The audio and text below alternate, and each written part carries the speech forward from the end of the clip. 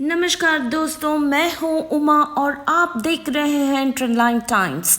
तमिलनाडु का 2026 का चुनाव राज्य की राजनीति को पूरी तरह बदल सकता है। क्या सत्ता में बैठी द्राविड मुन्नेत्र कलगम, जिसे के स्टालिन नेतृत्व कर रहे हैं, दोबारा सरकार बनाएंगे या विपक्ष की party all India Anna Dravida Munnetra कलगम, जिसे एडप्पाडी के पलनीस्वामी लीड कर रहे हैं, फिर से वापस आएगी या फिर अभिनेता विजय और उनकी पार्टी तमिलग वेट्री कलगम एक बड़ा राजनीतिक सरप्राइज दे सकते हैं। कई सालों बाद तमिलनाडु की राजनीति में 3 या 4 तरफ से टक्कर देखने को मिल सकती है। आज के इस वीडियो में हम समझेंगे कि 2026 के चुनाव में तमिलनाडु में सरकार बनाने के सबसे ज़्यादा मौका किस पार्टी के पास है।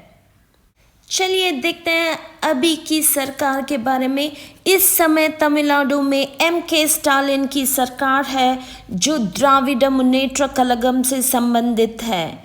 उनकी सरकार 2021 के चुनाव में बड़ी जीत हासिल करके सत्ता में आई थी। तमिलनाडु की विधानसभा में कुल 234 सीट है।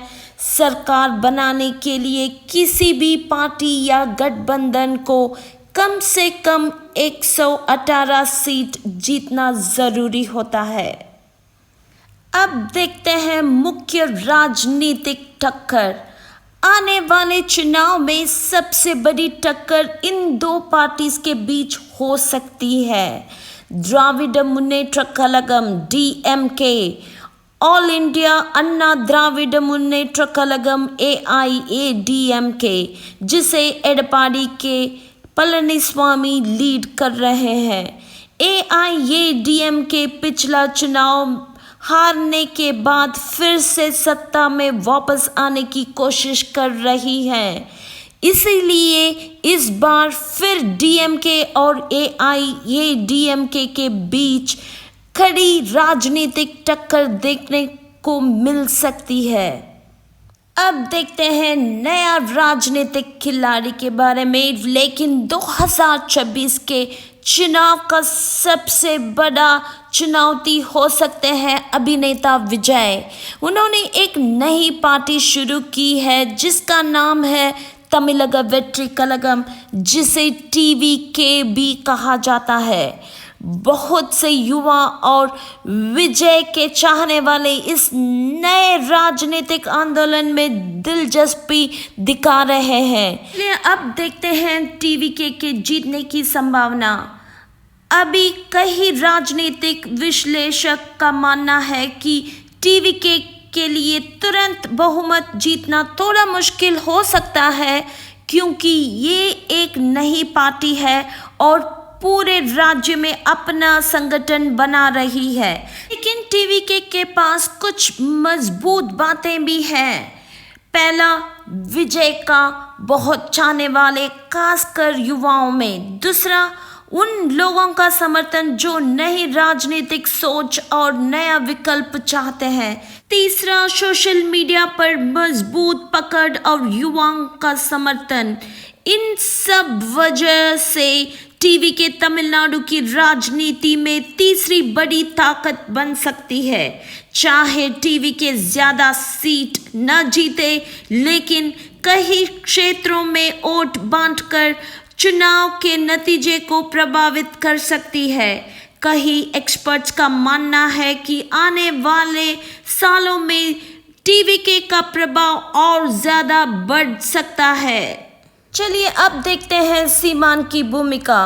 तमिलनाडु की राजनीति में एक और महत्वपूर्ण नेता है सीमान, जो नाम तमिलर कच्ची के नेता है। उनकी पार्टी का एक मजबूत और वफादार वोटर बेस है, खासकर युवा और तमिल अस्मिता को समर्थन देने वाले लोगों में। अगर NTK का वोट शेयर बढ़ता है तो ये भी चुनाव के अंतिम परिणाम को प्रभावित कर सकता है। चलिए देखते हैं अभी का राजनीतिक रुझान। कुछ प्रारंभिक राजनीतिक सर्वेक्षण और विश्लेषण के हिसाब से द्राविड मुन्नेत्र कलगम का गठबंधन फिलहाल थोड़ा आगे नजर आ रहा है, जबकि ऑल इंडिया अन्ना द्राविड मुन्नेत्र कलगम मुख्य प्रतियोगी पार्टी के रूप में देखी जा रही है। लेकिन तमिलग वेट्री कलगम और नाम तमिलर कच्ची, इन दोनों पार्टी की मौजूदगी के वजह से 2026 का चुनाव और भी ज्यादा रोमांचक और अनिश्चित हो सकता है। तो सबसे बड़ा सवाल ये है, क्या डीएमके दोबारा सरकार बनाएगी? क्या एआईएडीएमके वापस सत्ता में आएगी, या फिर टीवी के जैसे नए राजनीतिक दल तमिलनाडु की राजनीति को बदल देंगे? इसका असली जवाब तब मिलेगा जब 2026 में तमिलनाडु के लोग अपना वोट देंगे। आपका क्या मानना है? 2026 के चुनाव में तमिलनाडु में कौन सी पार्टी सरकार बनाएगी? अपनी राय कमेंट सेक्शन में ज़रूर लिखिए। और अगर आपको ऐसी राजनीतिक वीडियोस पसंद हैं तो ट्रेंडलाइन टाइम्स को सब्सक्राइब जरूर कीजिए। धन्यवाद। मैं हूं उमा, मिलते हैं अगले वीडियो में।